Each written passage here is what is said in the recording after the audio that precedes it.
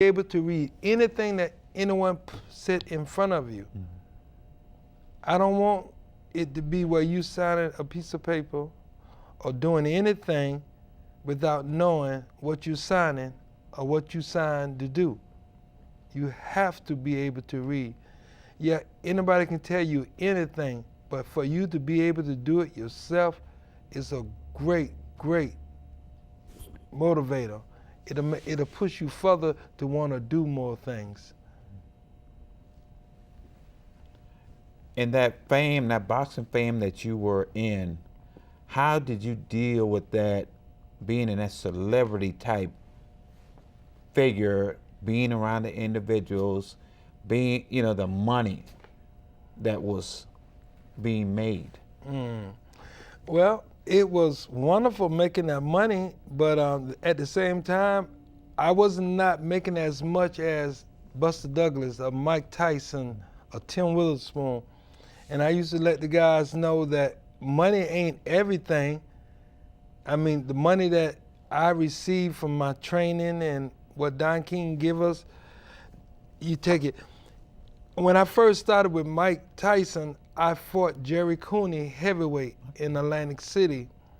And they walked in after the fight to my dressing room, Kevin Rooney, and he said, Fred Whitaker, we'd like for you to come and train with Mike Tyson because he's knocking out most of the guys that he's working out with, and we need somebody to stay in there with him. And they offered me $500 for 1 day of training. And I said, whoa, $500? And I said, well, how many rounds I have to spar with this guy? He said, 3 rounds. And I said, for $500? I said, okay.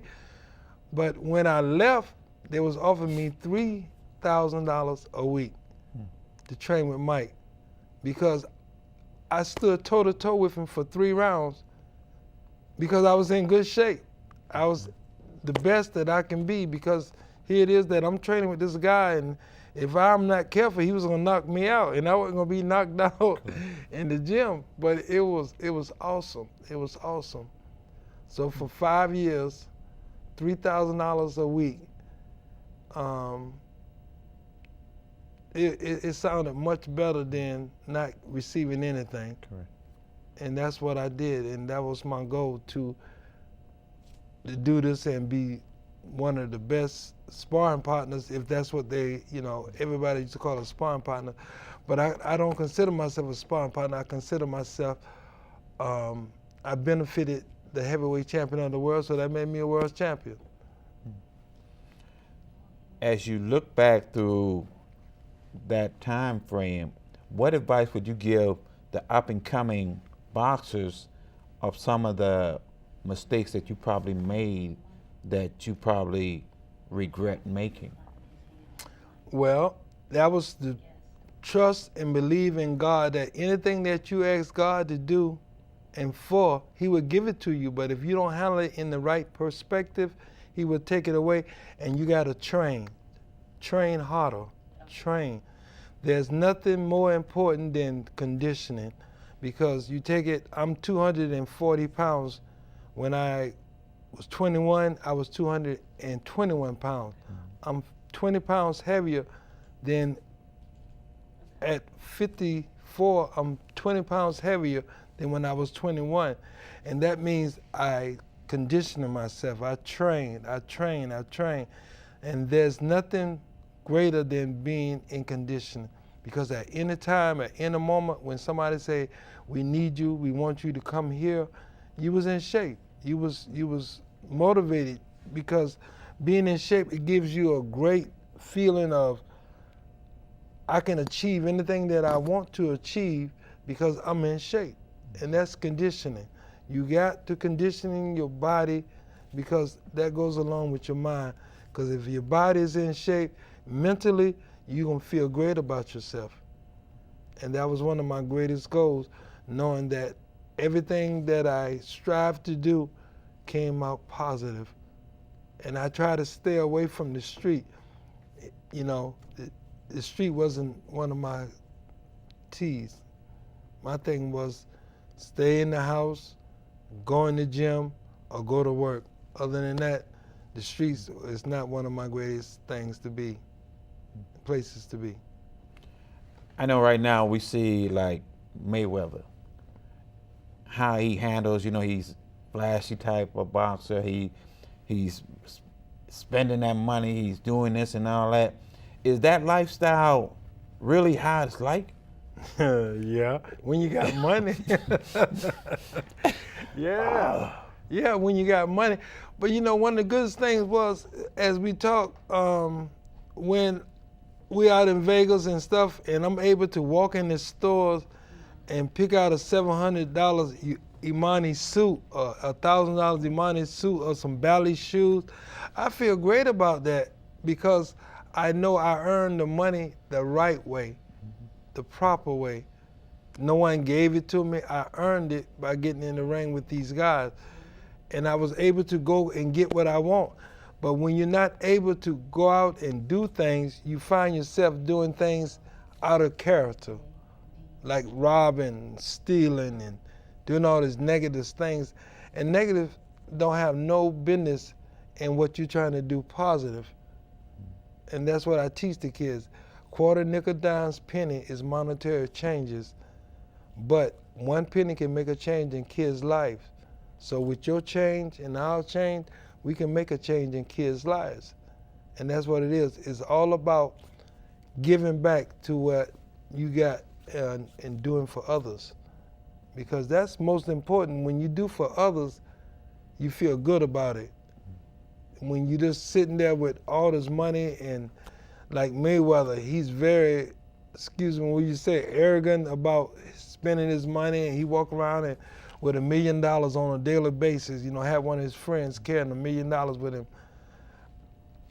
I just don't think, in my opinion, that having money and doing all the things, if you don't trust in God and knowing that God comforts you and take you everywhere you need to be, then you won't get there.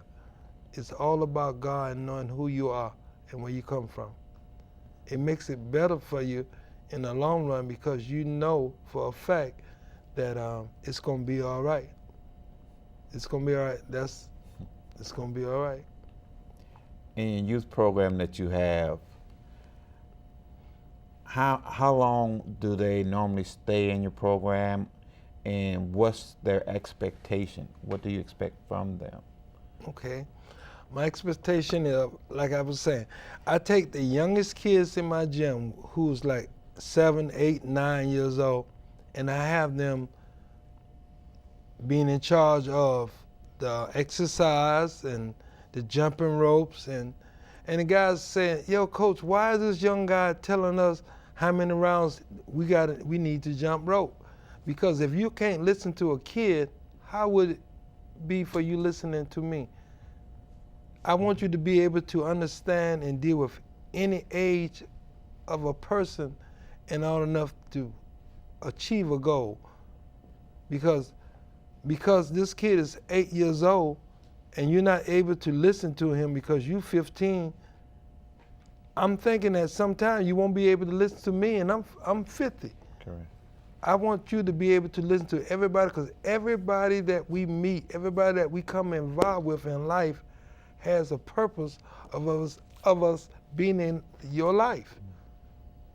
And you have to be able to listen to everybody and come out with whether they tell you the truth or are they telling you a lie.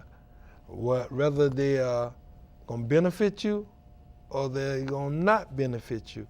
I want everybody to be able to be a good listener and a follower, because the youngest person in the gym can be the greatest thing that ever happened to you, because you have to be able to listen.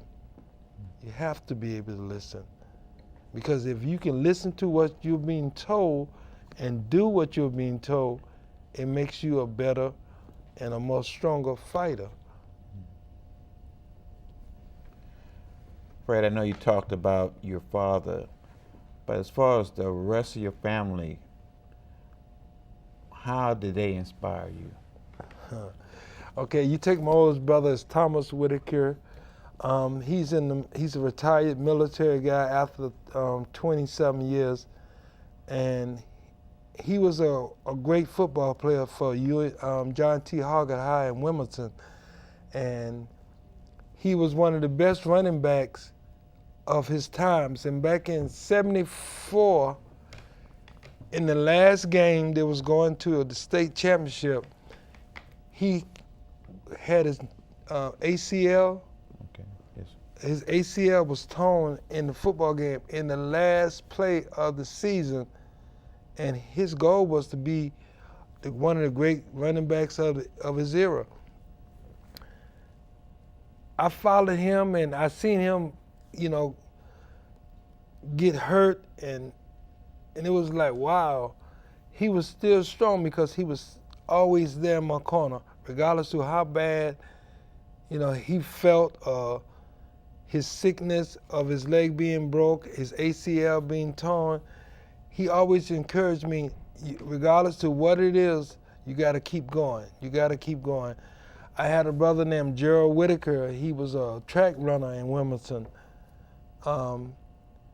He passed on, and one thing he always told me, regardless to what you do it the best that you can. And if you do it the best that you can, nobody else will be dissatisfied with how you achieve your goal. And my sister, her name was Barbara Whitaker. She died at 14 years old. She was the tomboy of all girls. She used to get out there and play football with us, and she used to do all the good things. And I tell you, her thing of us was, I'm a girl, but I can hit like a man. And I used to say, yo, that's awesome to have a sister where you had 8 or 9 guys scared of, to run the ball because she was on the other side of the football. And it inspired me to, regardless of what it is that I do, to keep doing it, because I think about them a lot. Out of everything I do, I think about my family and how proud they'll be if I achieve a goal. And that's what I, live on and strive on a daily basis. It's an awesome feeling knowing that you had that much love. Yes. And Mm-hmm. it's a great feeling. Yep. And you take the community is even better, because when I'm going down the street and somebody says, hey, Fred, how you doing? And I'm getting recognized just by being or having the opportunity of training with these guys and being with these guys and helping kids in the community. It's wonderful just to know that people like you for being who you are. It's not about what you have, it's about who you are and how you treat others. Mr. Whitaker, we're running out of time, and I really appreciate you coming on the show, and I'd like you to come back and talk some more, not only about yourself, but the boxing lifestyle that you went through in the past. I'll be more than happy to. If someone wanted to get in contact with you, how do they do that? They call me at Yes We Can Boxing Health and Fitness, 336-695-4280. Like I say, we have that's my home number, that's my cell number, but you can always contact me anytime. Thank you, sir. Thank you for coming on the show and singing that song that you're hearing now. Is my son and his friends Darren and Quentin. It is Too Real. That's the name of the group, and it's Lumberjack. Thank you for watching the show. You have a good evening. All right. I appreciate that. I hope